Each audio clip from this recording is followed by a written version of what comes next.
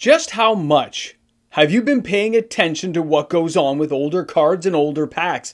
Well, in today's video, we're going to take a look at some of the beginning sets. We're going all the way back to Legends, Antiquities, and the Dark to find out where that market is going, how the cards are performing, and how much those individual packs are going to cost you.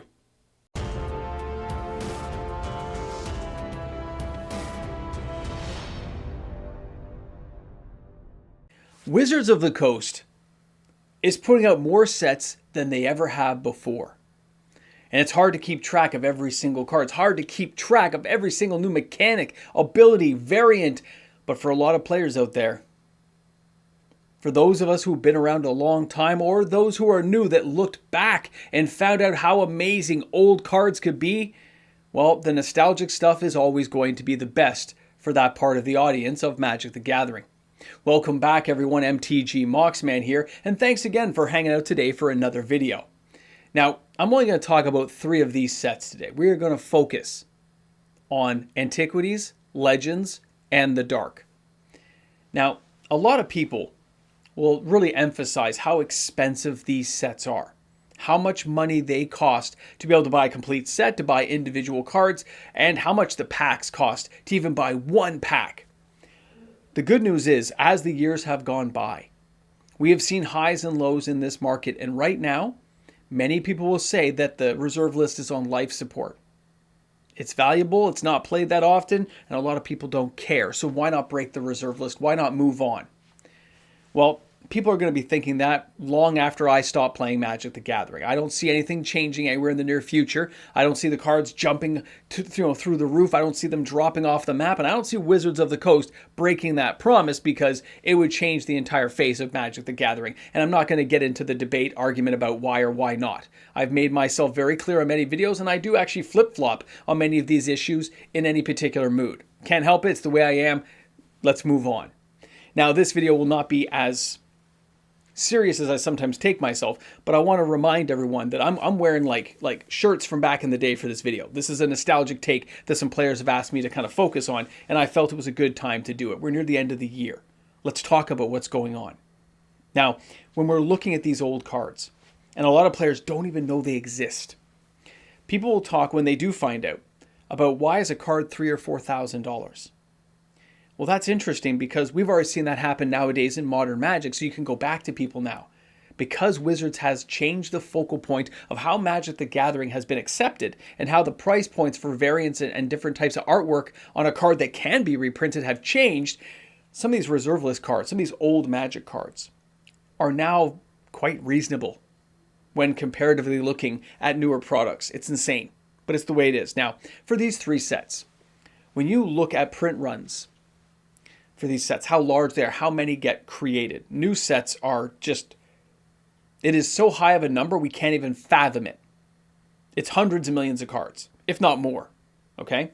The old sets, when Magic was new and at its infancy, there was a lot less product out there, and it was very hard to find. Now, you can talk about Legends, right? A very large set, by the way, that had a very small print run. 35 million cards in total.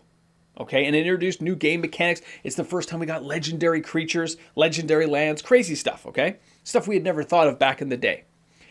Then you also have cards like from Antiquities. Antiquities is only 15 million cards. It's even less. Whew. And then, of course, the Dark, which is when they started ramping things up. It's the weakest of the horsemen here, but it still had only between 62 to 70 million. So most people will say 65 million cards were printed. And it was in a smaller packs back then, just like Antiquities, 8-card booster packs, where Legends was a 15-card booster pack. So they had these different pack sizes, but they all still had the same amount of cards, because Antiquities had 60 cards, 60 packs in a box, and so did the Dark, whereas Legends had the 36 we used to know. Nowadays we have Play Boost, only have 30. Anyway, you get where I'm going. And of course, Wizards of the Coast still brings this stuff up. Dominaria United had the Lost Legends were brought in, right? So they like to bring this kind of nostalgic stuff back because it does grip a certain audience, a certain age demographic with a lot of flexible funds available to dive into that market if we so choose. Now, I want to share something with you here. Take a look at this card. So this is from Legends. This is Tabernacle at Pendrell Vale. Okay, the average price on this card is $3,200 $14. But you can see here, it's been above 10,000. So really, this card, just like every reserve list card, has really sunk in price. And when you look at some of the new cards that we got from Final Fantasy, it's not that much different, right?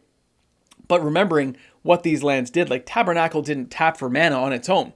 It just says all creatures now require an upkeep cost of 1, right? In addition to any other upkeep costs they now have, okay? That was insane back in the day. That card was just like broken. We're like, what's going on? This thing is, who's going to want to play with this? Well, of course, times change. We realize how powerful cards like this really are. Now, if I jumped over and showed you a card from Antiquities, and this card's $3,000, this is going to blow your mind. You're like, what are you talking about? Mishra's Workshop. This thing's $3,000 plus. Yeah, and it was $10,000 at one point too. Look how cheap it is now. Look at the deal you can get on this card. And if you look at it, it says tap to add 3 colorless mana to your mana pool. But this mana can only be used to play artifacts. And by the way, these are all not banned in Commander. These cards are like, you can use them. They're insane. All right. And then the last one, which again, the weakest of those sets, we could take a look at something like the Goblin Wizard. The Goblin Wizard from the Dark at one point was around, $250 to $300. The next one would have been City of Shadows. But when you look at this card and you say, hey, this guy's pretty good. Like 4 casting costs, sure, but take a Goblin from your hand and put it directly into play. Well, of course, it didn't seem that strong at the time. And honestly, most people ignored some of these cards. I myself opened a Tabernacle back on opening day for this product. I thought it was the worst card ever because I was playing with, well, to be honest, I was playing with a banding deck with 1/1 creatures who'd want to pay that activation cost. Time goes by. Things change. Players with true skill level understood what these cards were going to represent.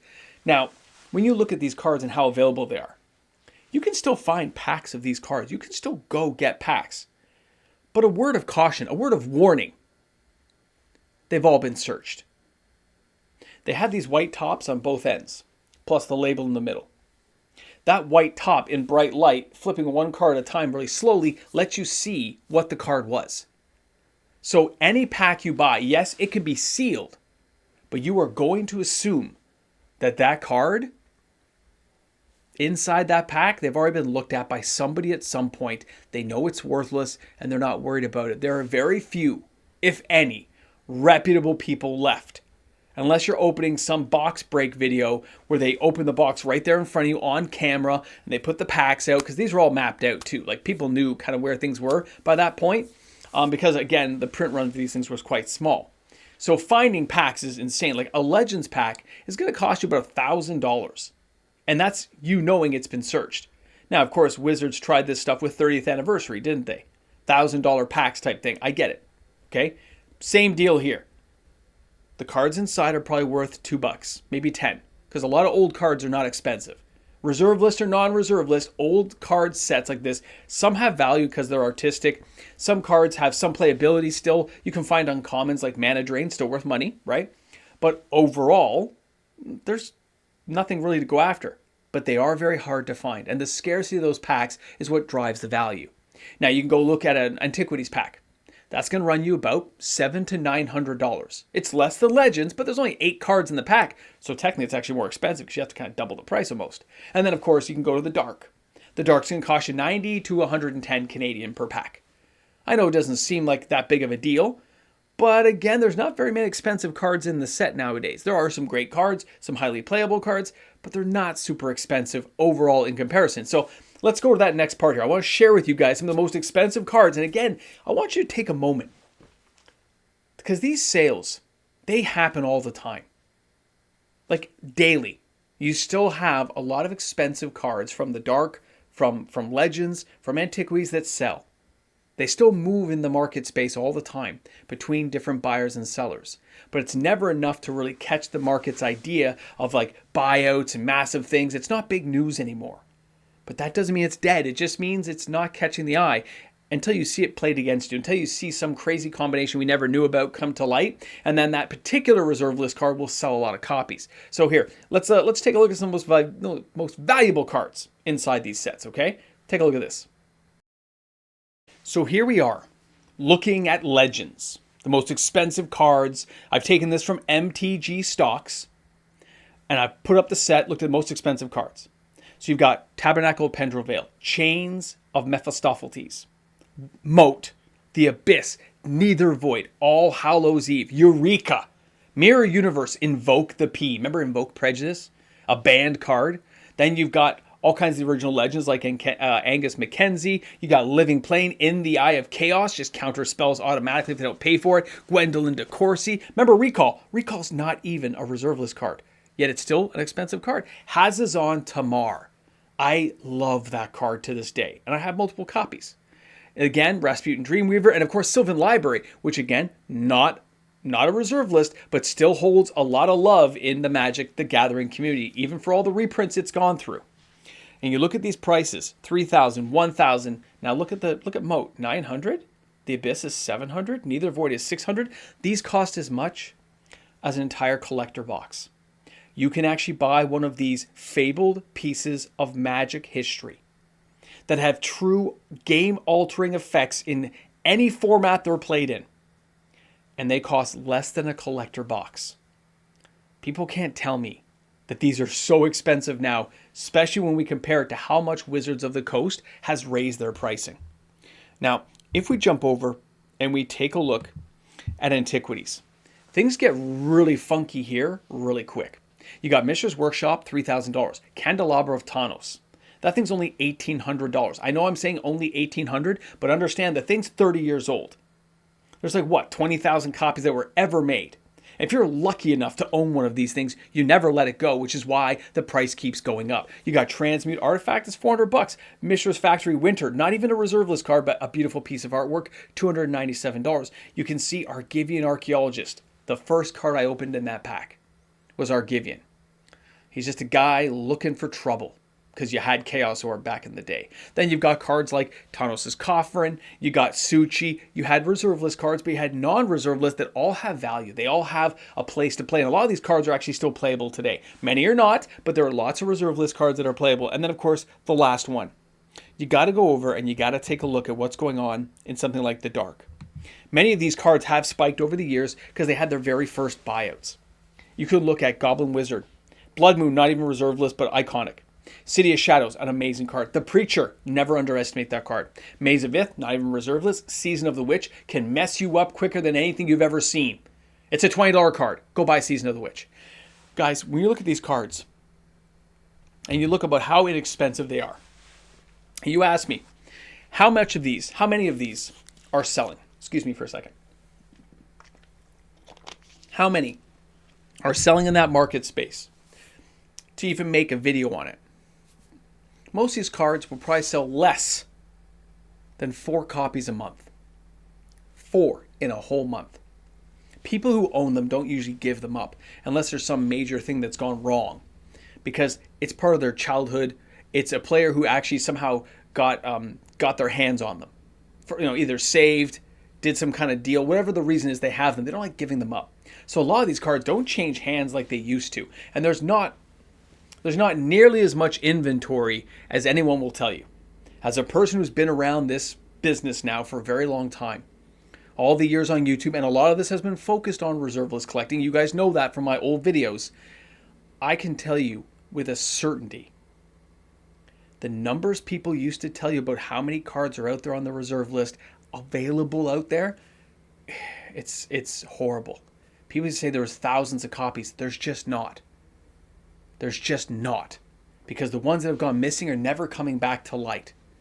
There is once every 5 years, somebody finds an old collection from their parents, whatever, that finally comes to light. And there's like 10 or 12 cards, really expensive cards, by the way, that hit that market. And it's a sudden news article for a day, and then it's done again. Because that 1 or 2 cards made no impact in the market. Finding one additional Tabernacle of Pendrell Vale is nothing. We need 100,000 more copies. But that doesn't exist. They don't exist. And that's why Wizards of the Coast has found workarounds. We've got Magnus of the Tabernacle, right? Does the same thing. You've got a Magnus, these creature cards that act as reserve list cards, okay? They've had dozens of different imitation style dual lands, which again, not the focus of today's video, but they have tried to find ways. Magnus of the Abyss. I don't think they have anything for Eureka yet, but you never know. Wizards of the Coast likes to kind of bend the rules and kind of infringe a little bit, but they know the impact they have. If they break it, a lot of people call them out. They're probably waiting for a lot of the old timers to pass away or move collections on, because the way the market is set right now, Wizards makes a lot more money circumventing the reserve list than ever getting through it. And with the volume and the price of the packs that people are willing to pay for, these things still get opened to this day. They still change hands. Go on eBay, look up one of those packs. Look up the Dark, look up Legends, look up Antiquities, and you'll see during the last couple of weeks that there's been sales. 5, 6, 8, 10 sales. Thousands of dollars changing hands for cardboard that you know what's inside because they've all been searched. Always assume they've been searched. Trust no one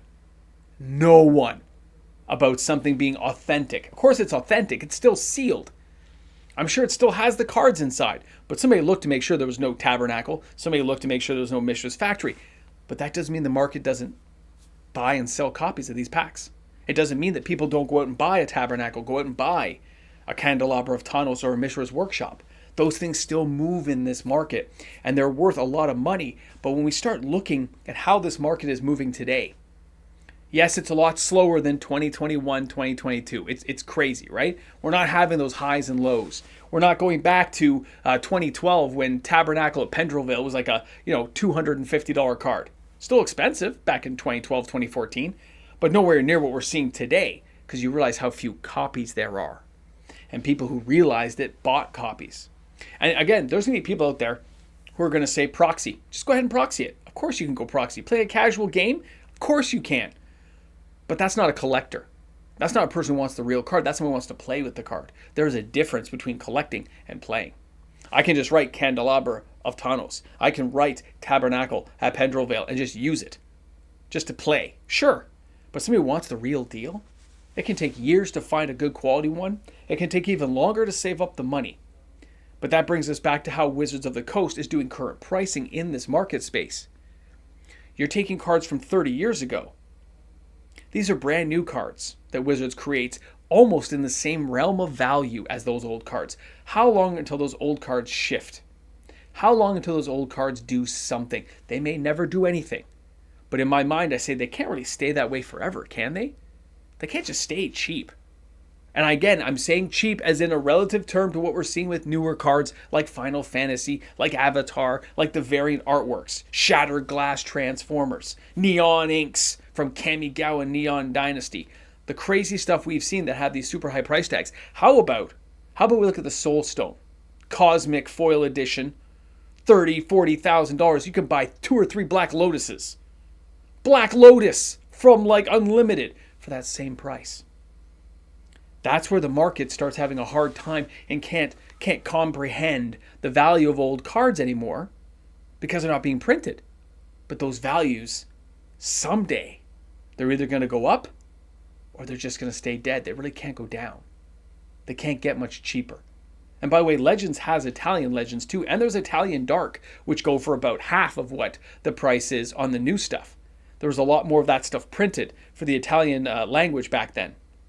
So those cards exist too, but there's no Italian Antiquities. They didn't do it, right? But for the Dark and for Legends, there's Italian editions out there which cost a lot less money in case you're ever looking at owning a real card, but in a foreign language, those are your two, that's your go-to. Something to keep in mind. Anyway, I want to thank you guys. This was a good topic. It's a great conversation. There's still sales. There's still money moving in the market, but it's not the hype it used to be. It's just a common occurrence. It's not like when Alpha Investments first appeared and started pointing out what was happening. That's not the case anymore. We all know what's happening.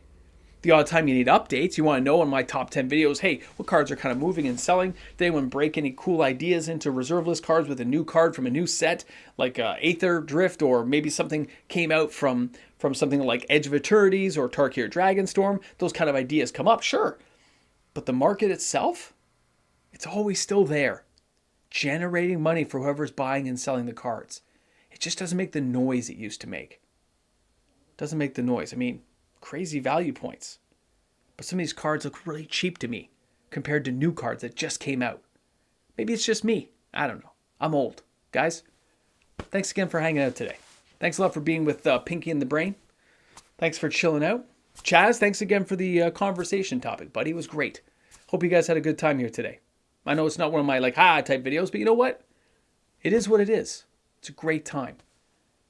And if the cards got a little bit cheaper, is that what everyone says? If it got a little bit cheaper, I might buy some sealed packs. See you guys later. Thanks again for hanging out here at the end of the video. A big shout out and thank you to all the fantastic patrons of this channel that allow for these types of videos to appear.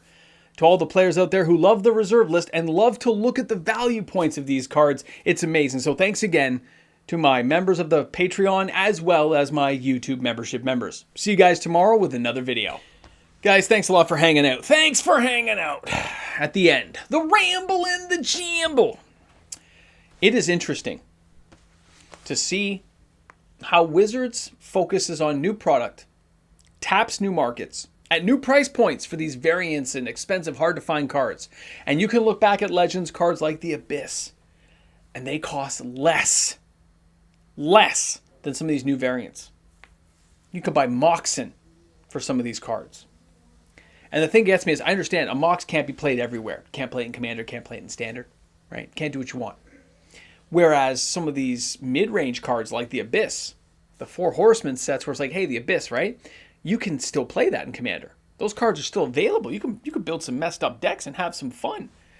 So depending on what you're doing in the game, some of these cards look so inexpensive that it's just, I'm surprised more people aren't taking advantage. That's all. Thought I would mention that here at the end. Blows my mind a bit. There's still sales all the time, but somebody trades in a new card, a really expensive variant, and they get, let's say, $600 in trade. That's an example. And then they'll go and buy packs, which is fine, but you could have got an Argivian Archaeologist, a Thanos' Coffin. You could have got your Taiga. You could have got something that really can play, that can really do something. Neither Void, All Hallows Eve. I mean, Season of the Witch is $20, guys. Crazy. Crazy.